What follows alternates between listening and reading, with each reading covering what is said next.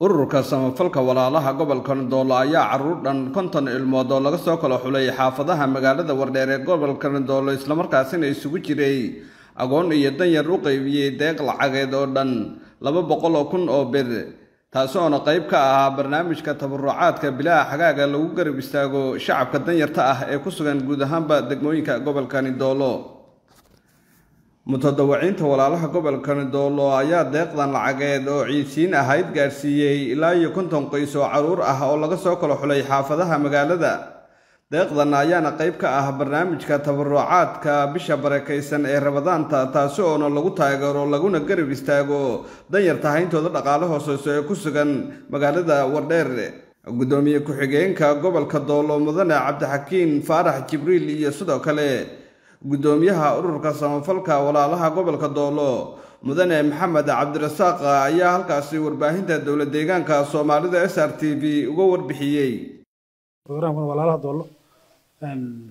waxay soo diyaariyeen lacag yar oo tabarti wixii dadku leeyahay markuu kulay muddo badan bay soo wadeen maalinba meel buu taagnaa programka marka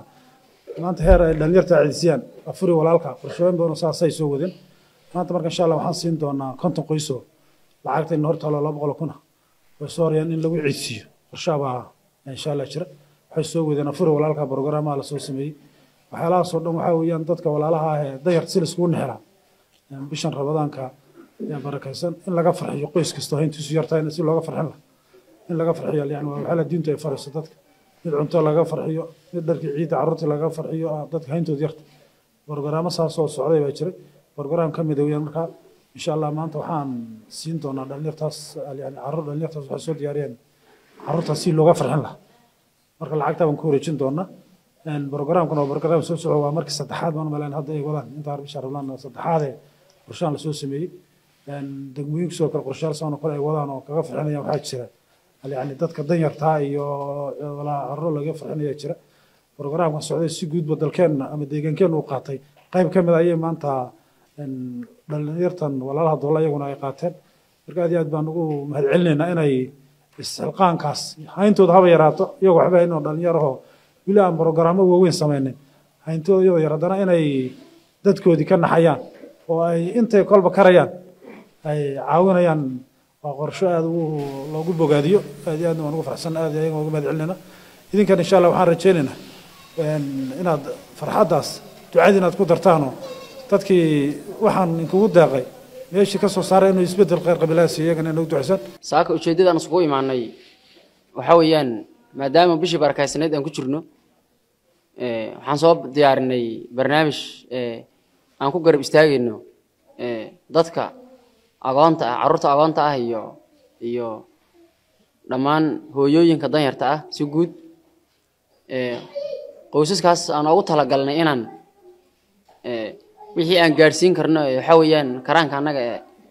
inaan hadii la helaado insha Allah aan meeshan aan ugu qaybino saaka dadkan waxay isugu jiraan dad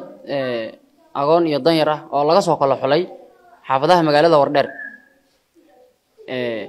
waa dad ka kooban 50 qoys ama 50 ilmood aan ugu talagalnay inaan kala qayb qaadano iidsiinta ku garab istaagno ujeedadan ayaa waxay qayb ka tahay barnaamijkan dadaalkan ugu jirnay soo wadnay bishan barakaysan in anaguna qayb aan ka noqono garab istaag in la garab taaganahay dadka danyarta iyo dadka agoonta ah barnaamijkan marka lacagta waxa weeyaan waa lacag 200,000 aan ugu talagalnay saaka inaan meeshan aan ku qaybino lacagtan oo iskugu jirto lacag laba qaybood meelood ka kala imaatay qayb waxa la soo baxday dad qurba joog oo u dhashay gobolka Ndoolo qaybna ka qaybgal dadweyne waxa weeyaan waa aan ku soo ururnay ururka samafalka walaalaha Ndoolo ee ka soo ururiyeen bulshada qaybaheeda kala duwan haday ganacsatada tahay haday shaqaalaha dawladda haday tahay iyo si guud dhammaan xubnaha muxsiniinta ee ka soo jeeda gobolka Ndoolo lacag aan ka soo ururnay weeyaan marka isku darka lacagta xooyan waa 200,000 aan saaka meeshan insha Allah hadii la helaado aan rabno inaan ka qaybino waana barnaamij aan horay u soo qaybin jirnay ma aha wax nagu cusub oo hadda aan waxa weeyaan meeshan aan saakan ka bilaabayno sidoo kale waxaan soo qaybinay ilaa laba wareeg oo hore oo wareeg lacag sidoo kale cadeen aan soo qaybinay sidoo kale dad 40 qoys gaadhay qoys danyar ah sidoo kale inaan ka soo caawino raashin qaybihiisa kala duwan marka insha Allah haduu Ilaahay raado waa barnaamij aan sii wadi doono bishan Ramadaan iyo xawayaan marka laba haduu Ilaahay raado sii socon doono